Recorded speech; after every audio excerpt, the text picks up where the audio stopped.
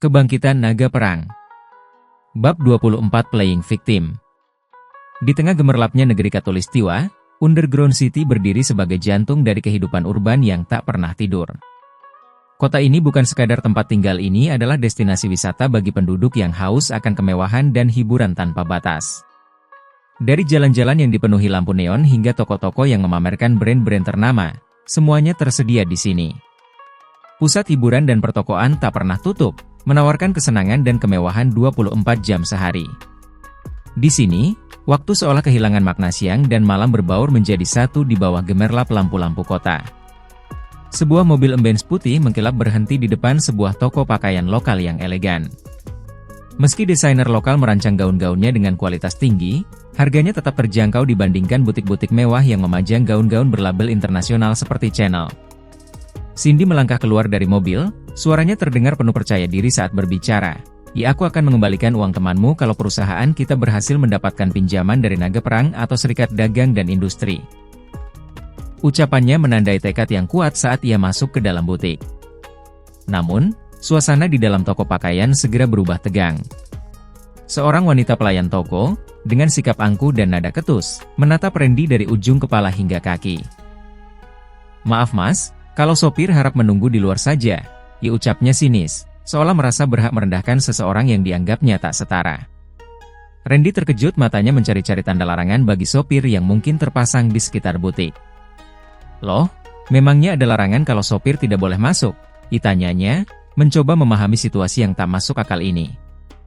Wanita pelayan toko ini adalah wanita standar yang banyak dipekerjakan oleh pemilik toko pakaian dengan bayaran yang cukup murah. Makan siang mereka kadang hanya mie instan saja yang tidak diseduh di atas cup, tapi hanya mie instan yang diseduh di dalam plastik pembungkus mie instan. Pelampiasan atas ketidakpuasan bayaran yang diterimanya ditujukan kepada pelanggan yang dirasakan miskin dan tidak sanggup berbelanja di toko pakaian ini. Pelayan itu mendengus meremehkan. "Cek, baru jadi sopir saja sudah sok pintar kamu."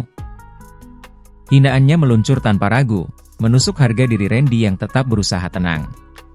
Tapi Randy tak bisa diam saja, hinaan pelayan toko ini harus dibalas. "Mending jadi sopir tapi tidak hina-hina orang daripada jadi pelayan toko yang hobinya menghina orang," balas Randy. Langkahnya mantap memasuki toko pakaian, mengejar Cindy. Pelayan toko, dengan wajah penuh amarah, segera mengejar Randy, tetapi Cindy yang melihat kekacauan itu langsung menegur Randy. "Apa lagi yang kau lakukan, Ren? Sampai kakak ini marah-marah?" tanyanya dengan nada kesal. Randy, yang merasa tak bersalah, menjawab, "Aku tidak melakukan apa-apa. Dia saja yang cari masalah." Pelayan toko itu, dengan liciknya, memainkan peran playing victim, mencoba membalikan keadaan. "Ini loh, sopir Nona, sudah aku bilang kalau aku ini sudah punya pacar, masih saja merayuku," fitnahnya, dengan wajah pura-pura sedih sambil mencoba menahan air mata yang tak ada. Cindy tampak terganggu mendengar pengakuan pelayan itu, wajahnya berkerut. "Apa seleramu sudah turun, Ren? Pelayan toko yang biasa-biasa saja kau rayu," sindirannya tajam, namun juga menjadi tamparan bagi pelayan toko yang merasa direndahkan. Randy tak kuasa menahan tawanya. "Hahaha. Bagaimana mungkin aku mau berselingkuh dengan pelayan toko ini kalau istriku saja sudah sedemikian cantiknya? Hanya orang bodoh yang percaya dengan pengakuan palsu wanita murahan ini," ucapannya penuh cemoohan, membuat pelayan toko itu semakin membenci dirinya. Cindy, yang masih terpaku memikirkan situasi ini, akhirnya mengakui kebenaran ucapan Randy. "Benar juga, kelas wanita ini jauh di bawahku, untuk apa Randy berselingkuh dariku hanya demi wanita murahan ini?" Pikirannya kembali tenang, dan ia pun kembali sibuk memilih gaun. Sementara itu, pelayan toko yang merasa dipermalukan berbisik dalam hati, "Awas, kau, laki-laki keparat. Sopir sialan. Aku akan membalas penghinaanmu berkali-kali lipat." Cindy sudah tenggelam kembali ke dalam dunia fashion, mengenakan long dress hitam dengan bahu setengah terbuka. "Bagaimana, Ren?" tanyanya dengan mata berbinar, mencari pendapat Randy. "Ambil yang ini saja. Naga Perang pasti menyukainya." Randy menjawab tanpa berpikir panjang. Cindy mendengus. "Aish, sok tahu kamu. Bagaimana kamu bisa tahu kalau Naga Perang akan menyukainya?" Randy tersenyum tipis. Aku yakin kalau naga perang akan menyukai gaun panjang buatan Grammy Lawalata ini. Harganya masih terjangkau, tapi sekelas dengan gaun desainer ternama dari luar negeri. Cindy terkejut mendengar pengetahuannya tentang fashion. Bagaimana kamu bisa tahu banyak tentang fashion, Ren? Ditanyanya dengan rasa penasaran yang mendalam. Seorang menantu sampah yang jarang bergaul dan tidak bekerja selama 3 tahun pernikahan mereka ini terlihat berbeda di matanya saat ini. Bab 25. Lingerie merah jambu. Cindy Huang akhirnya menuruti pilihan Randy dengan membeli gaun long dress hitam buatan desainer Grammy Lawalata. Selain itu, Cindy juga membeli beberapa merek lokal tapi cukup bagus buatannya. Berbeda dengan butik channel yang memiliki pelayan khusus yang melayani pembelian pakaian mereka. Di toko pakaian ini tidak ada pelayanan khusus, semua serba swalayan dan sendiri. Tas belanjaan yang memuat pakaian yang dibeli di toko pakaian ini sudah hampir penuh. Namun, mata Randy menjadi terkejut saat melihat potongan lingerie berwarna merah jambu yang transparan ada di dalam tas belanja Cindy. Sejak kapan Cindy memakai lingerie untuk tidur? Pikirnya. Sudah 3 tahun menikah, Randy belum menyentuh Cindy sama sekali. Istrinya ini selalu menolak dengan alasan tidak memiliki mood untuk berhubungan intim dengannya. Seingat Randy, tidak pernah sekalipun Cindy mengenakan lingerie, bahkan istrinya tidak memiliki lingerie sama sekali. Jadi, untuk siapa lingerie berwarna merah jambu ini? Untuk bertanya kepada Cindy tidak ingin dilakukannya karena khawatir istrinya akan tersinggung dengan pertanyaannya ini yang akan mengacaukan hubungan yang sudah membaik belakangan ini. Randy juga tidak tidur bersama Cindy, namun dia diizinkan menggunakan kamar mandi di dalam kamar tidur Cindy yang membuatnya bebas keluar masuk kamar Cindy. Jadi dia tahu pasti kalau Cindy tidak pernah memakai lingerie untuk tidur. Lagian siapa yang akan digodanya di atas tempat tidur dengan pakaian seksi ini? Wajah bingung Randy tidak lepas dari tatapan Cindy, namun istrinya ini menduga hal lain. Apa kamu tidak sanggup bayar semua pakaian ini, Ren? Kalau tidak sanggup bilang sekarang biar aku tidak malu di depan kasir, ucap Cindy yang mulai mencurigai sikap Randy yang aneh. Bukan itu yang mengganggu pikiranku, Chin. Jadi, apa yang mengganggu pikiranmu? Oh ya, kamu boleh tidur denganku malam ini di kamar setelah aku pulang dari jamuan makan malam naga perang asalkan kamu tidak bikin keributan dengan James saat dia datang menjemputku dan Mama. Tapi, hanya tidur saja ya. Tidak melakukan apapun yang kamu pikirkan. Tawaran Cindy malahan membuat Randy semakin gelisah. Jangan-jangan lingerie merah jambu itu dibeli istrinya khusus untuk melayani James agar bisa memperoleh pinjaman dari Serikat Dagang dan Industri? Randy ingin membuang jauh-jauh pikiran negatif yang terus menghantuinya tapi dia tidak kuasa menghilangkannya sebelum misteri lingerie merah jambu ini terpecahkan. Apa kamu tetap akan pergi dengan pria mesum itu? Tanya Randy tanpa basa-basi. Ingin rasanya dia melenyapkan James Chong dari dunia ini. Dia bisa melakukannya hanya lewat telepon singkat dan dengan menjentikan jari saja seperti Thanos di film Avengers yang bisa menghilangkan setengah populasi dunia hanya dengan menjentikan jari saja. Jaga bicaramu, Ren. James bisa membantu kita untuk kenal dengan naga perang sehingga kucuran dana pinjaman lebih mudah kita dapatkan. Aku bisa menjaga diriku, jadi kamu tidak perlu khawatir kalau James akan macam-macam denganku. Suara Cindy mulai meninggi yang membuat Randy mengalah dan tidak membahas lagi masalah James. Kenapa aku harus cemburu? Bukankah lebih baik kalau Cindy menyukai James, jadi aku bisa bebas untuk menggugat cerai dan pisah dengannya? Sudah cukup rasanya aku membalas budi selama 3 tahun melayani keluarga Huang. Sudah saatnya aku kembali menjadi naga perang. Gadis manapun bisa kudapatkan dengan kekuasaan dan kekayaan yang aku miliki sekarang. Catherine benar, untuk apa aku terus menyamar demi Cindy yang sama sekali tidak menghargai perasaanku? Batin Randy. Dia hanya terdiam dalam perjalanan mereka ke meja kasir untuk melakukan pembayaran. Cindy juga tidak banyak bicara lagi. Dia masih kesal terhadap Randy yang tidak mempercayainya sama sekali. Ucapan Randy seakan menganggapnya sebagai perempuan murahan yang akan menggunakan cara apapun untuk memperoleh keinginannya termasuk tidur dengan James.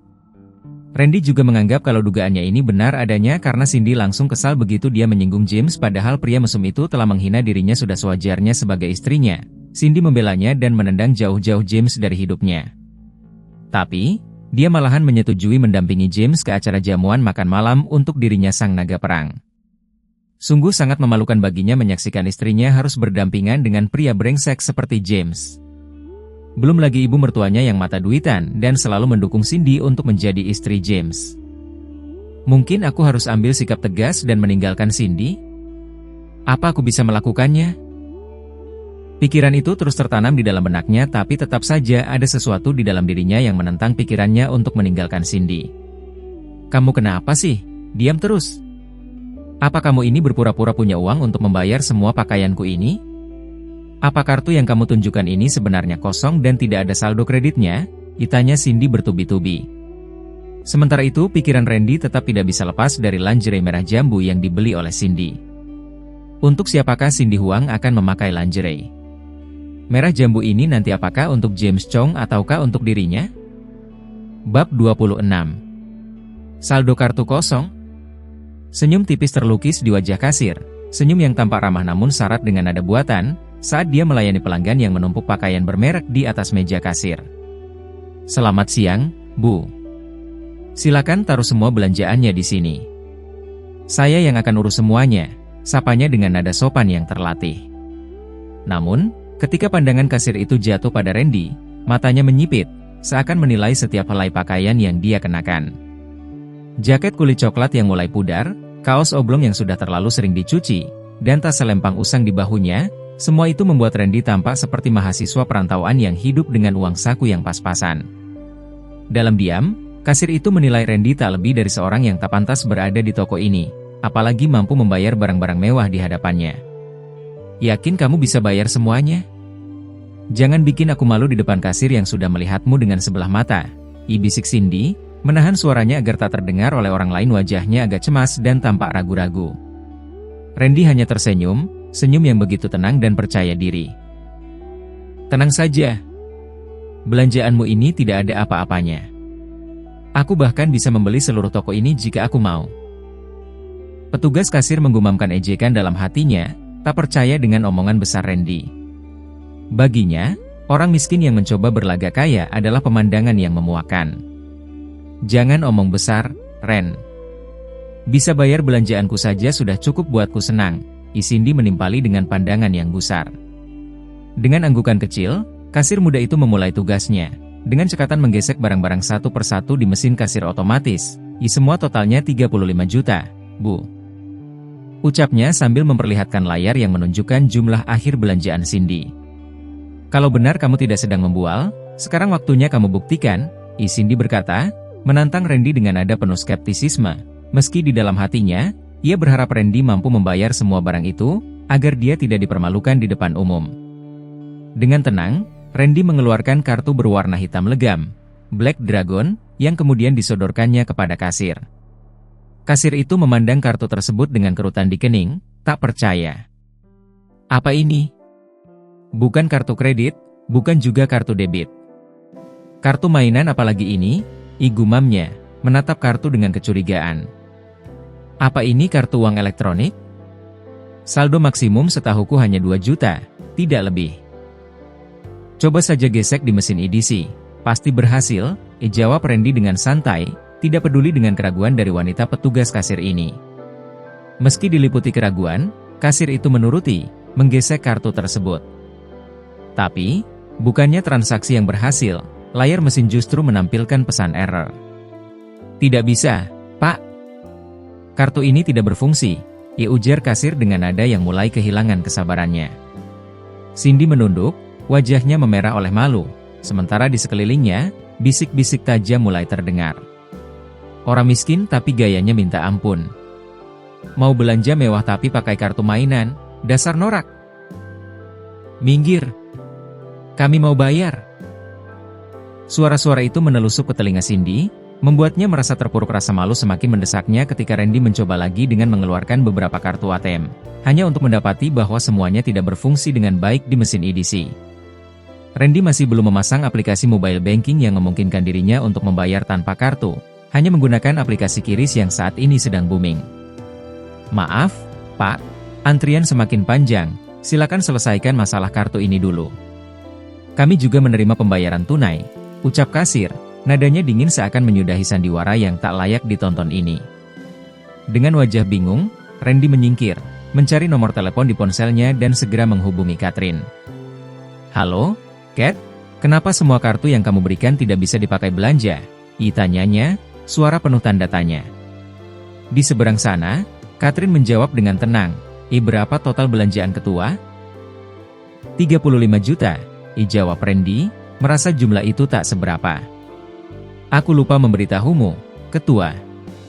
Kartu Black Dragon itu memiliki batas minimum pembelanjaan sebesar 50 juta untuk menjaga prestisenya. Ketua sendiri yang menetapkan batas minimum itu sebelum menghilang. Randy menahan napas sejenak. Oke, tapi kenapa semua kartu ATM yang kamu berikan juga tidak bisa dipakai? Ada peningkatan saldo maksimum hari ini. Aku akan segera ke sana untuk membereskan semuanya. Ketua ada di mana? Aku di toko pakaian, busana trendy, di Underground City. Cindy menatap Randy dengan penuh harap. Bagaimana? Temanku akan segera ke sini. Tapi apa kamu bisa tambahkan belanjaan lagi hingga melebihi 50 juta? Percayalah, semuanya akan baik-baik saja. Candy mencoba menenangkan Cindy. Apa?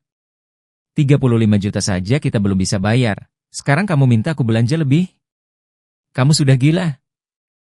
Cindy hampir berteriak, rasa frustrasinya meledak.